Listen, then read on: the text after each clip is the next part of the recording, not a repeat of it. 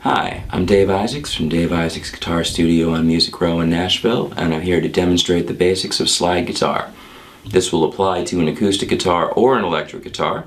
I happen to be using an acoustic today. First thing that you want to understand is that slide guitar, as a rule, does require your action, the height of the strings, to be a little bit higher than you might for standard playing. Now, some people are very comfortable having the guitar set up both ways. Some people like to have a guitar with the strings a little bit higher exclusively for slide. That's my preference, although this guitar I will use for both. Slides come in a variety of styles. This one happens to be made of glass.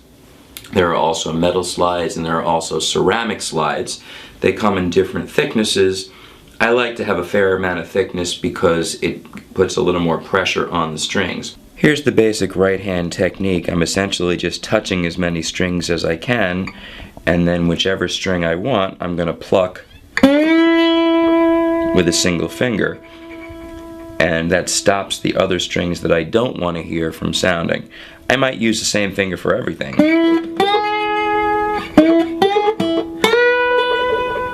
Although I tend to use a combination since everything's sitting there anyhow, so sometimes it's my thumb,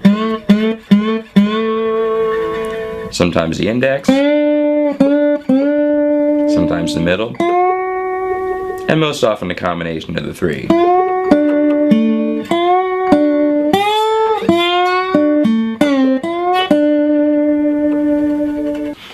But really the key thing to understand, if you're a standard player, then you're accustomed to placing your fingers behind the frets, not directly over them. But when you're playing slide, you want that slide to be directly over the fret, because now the slide itself is the thing that stops the string. The other thing to consider is that as you move that slide along the strings, it makes a sound on its own.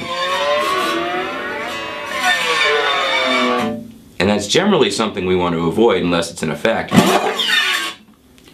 So many slide players will use the right hand to pluck. Instead of picking with a flat pick, they'll use all their fingers. And it's nice because it allows you to hit all these in between notes. It's a very fluid sound.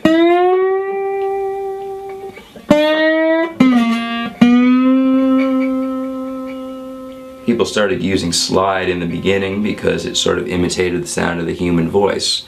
Since the voice can do that, this allows the guitar to do that. This allows the guitar to do that.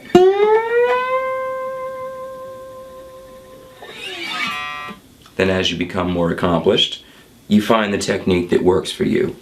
Whether you do use a flat pick and let the muting happen all with this hand, or whether you use the right hand to mute the strings. But the basic idea is just not to push too hard, to aim for the fret wire, and just allow the slide to do the work as leaning on the strings, creating a little bit of pressure. You don't have to push down or else that doesn't sound good. So just float.